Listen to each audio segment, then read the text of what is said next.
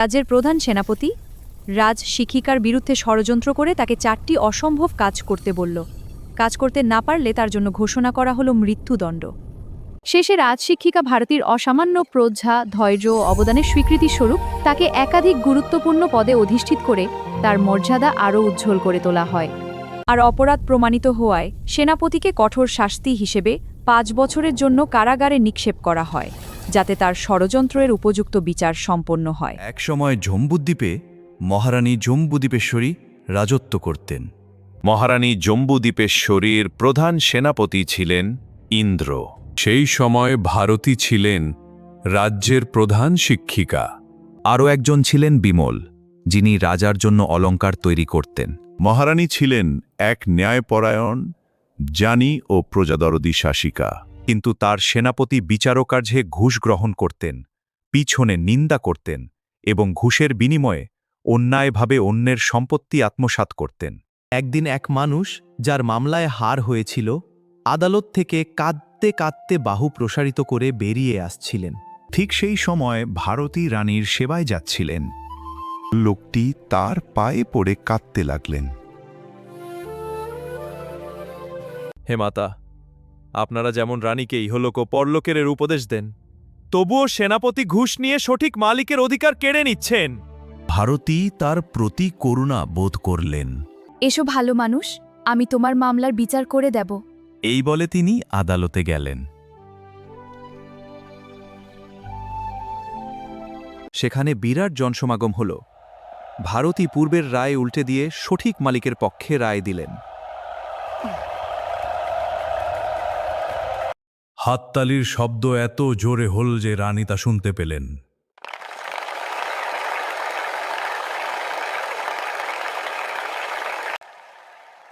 এটা কিসের শব্দ? মহারানী, একটি অন্যায়ভাবে বিচার করা মামলা গুরুমা ভারতী সঠিকভাবে বিচার করেছেন, তাই এই করতালির শব্দ। মহারানী খুশি হয়ে ভারতীকে ডেকে পাঠালেন। আমাকে বলা হচ্ছে যে তুমি একটি মামলার বিচার করেছ? হ্যাঁ মহারানী, আমি সেই মামলার বিচার করেছি যা সেনাপতি সঠিকভাবে বিচার করেননি। আজ থেকে তুমিই বিচারক হও। এতে আমার কান জুড়াবে এবং সারা জগতের মঙ্গল হবে। সকল প্রাণীর প্রতি দয়া করে তুমি বিচারাসনে বসো। ভারতী প্রথমে রাজি হতে চাননি, কিন্তু মহারানী জম্বুদ্বীপেশ্বরীর বারবার অনুরোধে অবশেষে রাজি হলেন। এরপর থেকে সেই সেনাপতি আর ঘুষ নেওয়ার সুযোগ পেতেন না। ন্যায়ের কঠোর শাসনে তার অন্যায় পথ সম্পূর্ণরূপে বন্ধ হয়ে গেল। লাভ হারিয়ে তিনি মহারানীর কাছে ভারতীর নিন্দা করতে গেলেন। মহারানী শিক্ষিকা ভারতী রাজ্যের লোভে আপনার বিরুদ্ধে ষড়যন্ত্র করছেন। আমি বিশ্বাস করি না, তুমি এমন কথা বলো না। যদি বিশ্বাস না করেন, তবে তিনি যখন আসবেন তখন জানালা দিয়ে বাইরে তাকিয়ে দেখবেন। তাহলে বুঝতে পারবেন যে তিনি সমস্ত নগরীকে নিজের হাতের মুঠোয় নিয়ে এসেছেন। মহারানী বিচারকক্ষে ভারতীর চারপাশে এত বিশাল জনসমাগম দেখে মনে মনে ভাবলেন, এই তো তার অনুচরবর্গ, সমস্ত নগরীর মানুষ যেন তারই ডাকে সাড়া দিয়ে একত্রিত হয়েছে।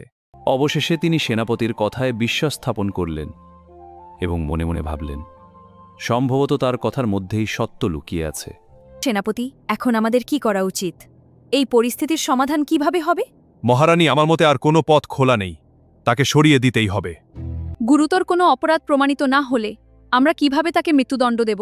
মহারানী, একটি উপায় আছে যার মাধ্যমে সবকিছু সহজ হয়ে যাবে। তাকে এমন একটা কাজ করতে বলুন যা অসম্ভব। তিনি যদি না পারেন, তাহলে সেই অপরাধে তাকে হত্যা করা যাবে। কিন্তু তার পক্ষে কি অসম্ভব? মহারানী, একটা ভালো জমিতে বাগান তৈরি করে ফল ধরাতে 2 বছর বা তারও বেশি সময় লাগে। আপনি তাকে ডেকে বলুন, আমরা কালকেই বাগানে খেলা করতে চাই, তুমি আমাদের জন্য একটি বাগান তৈরি করে দাও। এটা তিনি কখনোই পারবেন না, আর এই অপরাধে আমরা তাকে হত্যা করব। পরদিন ভারতী রাজসভায় উপস্থিত হলেন। দৃঢ় পদক্ষেপে এগিয়ে এসে সকলের দৃষ্টি নিজের দিকে আকর্ষণ করলেন। হে বুদ্ধিমতী, আমরা পূর্ণ বাগানে অনেকদিন ধরে খেলা করে এসেছি। এখন আমাদের নতুন বাগানে খেলা করার ইচ্ছা হয়েছে। কালই আমরা সেখানে খেলা করব। তুমি আমাদের জন্য একটি বাগান তৈরি করে দাও। যদি তুমি তা না পারো, তবে তোমাকে মৃত্যুদণ্ড দেওয়া হবে। মহারানী, যদি এটি তৈরি করা সম্ভব হয়, তবে আমি আপনাদের জন্য সেই বাগান নির্মাণে যথাসাধ্য চেষ্টা করব। ভারতী বাড়ি ফেরার পথে মনে মনে ভাবলেন, নিশ্চয়ই সেনাপতি আমার বিরুদ্ধে রানীকে উত্তেজিত করেছে, কারণ সে আর ঘুষ পাচ্ছে না। বাড়ি ফিরে ভালো করে খাওয়া দাওয়া করে বিছানায় শুয়ে গভীরভাবে চিন্তা করতে লাগলেন। তার এই দুর্ভাবনায় জাদুরাজ্যের রানী মায়াদেবীর প্রাসাদ কেঁপে উঠতে লাগল। ধ্যানে নিমগ্ন অবস্থায় মায়াদেবী ভারতীর ওপর আসন্ন বিপদের আভাস অনুভব করলেন। মায়াদেবী তাড়াতাড়ি তার রাজকীয় রথে চড়ে ভারতীর কাছে রওনা দিলেন।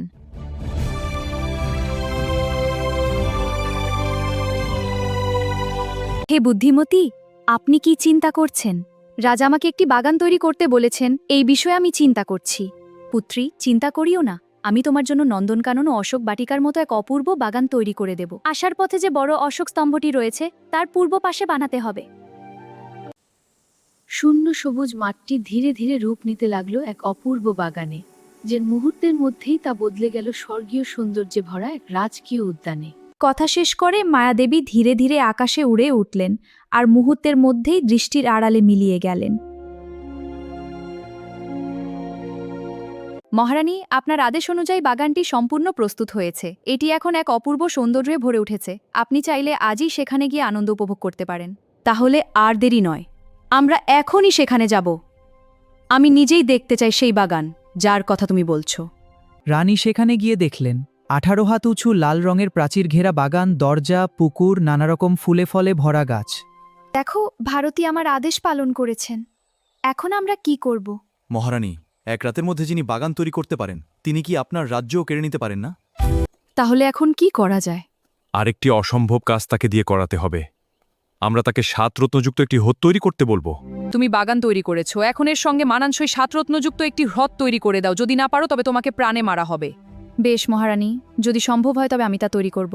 তখন মায়াদেবী অত্যন্ত শোভাময় একটি হ্রদ তৈরি করে দিলেন, যেটা 100 ঘাট, 1000 জলপ্রবেশ পথ আর 5 রঙের পদ্মফুলে ভরা। মহারানী, আপনার আদেশ অনুযায়ী 7 রত্নযুক্ত পুকুর তৈরি হয়েছে। আপনি চাইলে এখনই তা পরিদর্শন করতে পারেন। এখন কি করা যায়? মহারানী, তাকে এই হ্রদ ও বাগানের সঙ্গে মানানসই একটি প্রাসাদ তৈরি করতে বলুন। বাগান ও হ্রদের সঙ্গে মানানসই সম্পূর্ণ হাতির দাঁতের তৈরি একটি প্রাসাদ তৈরি করে দাও। যদি না পারো তবে তোমাকে মৃত্যুদণ্ড দেওয়া হবে। মায়াদেবী হাত তুলতেই ফাঁকা মাঠে গড়ে উঠল এক অপূর্ব সাদা প্রাসাদ। এখন কি করব? প্রাসাদের সঙ্গে মানানসই একটি রত্ন তৈরি করতে বলুন।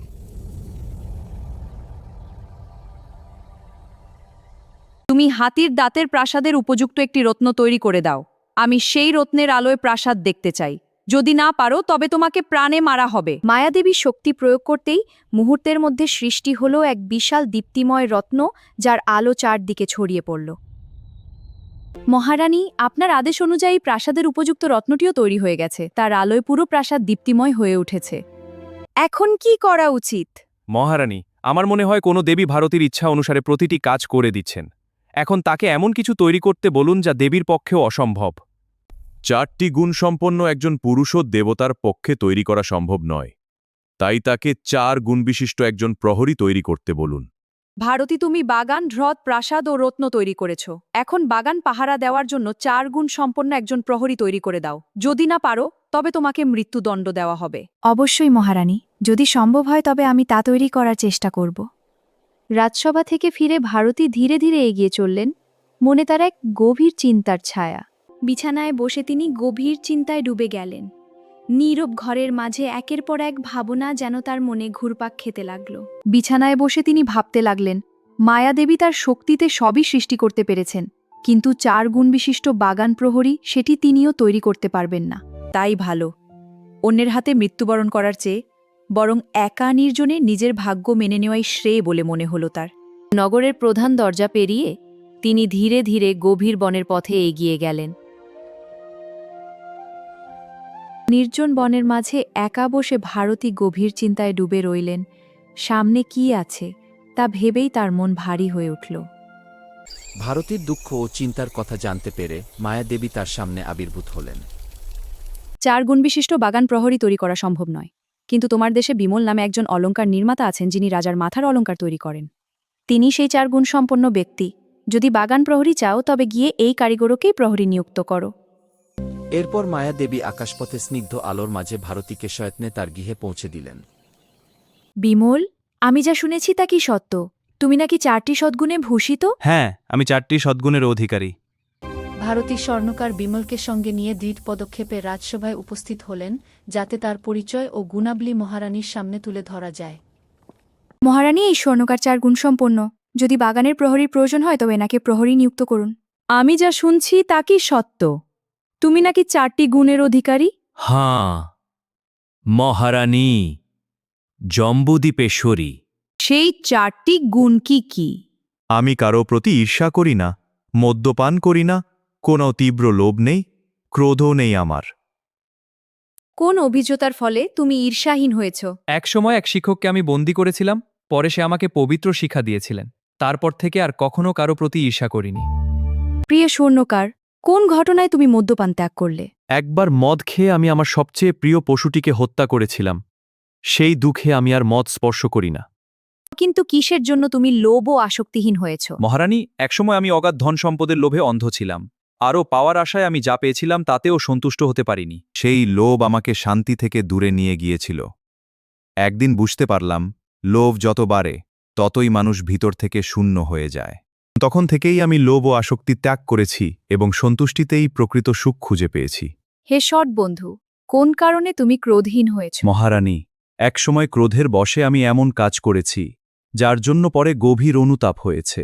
তখন বুঝেছি ক্রোধ ক্ষণিকের, কিন্তু তার ক্ষতি স্থায়ী। সেই উপলব্ধি থেকে আমি ক্রোধ ত্যাগ করেছি। স্বর্ণকারকে সম্মান ও পুরস্কারে ভূষিত করা হল, আর সেনাপতিকে দোষের শাস্তি হিসেবে কারাগারে বন্দী করা হল। অন্যের প্রাণনাশের ষড়যন্ত্রে জড়িত থাকার অপরাধে সেনাপতিকে 5 বছরের জন্য কারাগারে দণ্ডিত করা হল। ভারতীর অসামান্য প্রজ্ঞা ও অবদানের স্বীকৃতিস্বরূপ তাকে রাজ্যের প্রধান উপদেষ্টা, জ্ঞানদেবীর উপাধি, রাজগুরু এবং রাজ্যের প্রধান সেনাপতির পদে ভূষিত করা হল। এরপর থেকে মহারানী জম্বুদ্বীপেশ্বরী ধর্মানুসারে রাজত্ব করতে লাগলেন এবং যথাসময়ে তার কর্ম অনুসারে পরলোকগমন করলেন।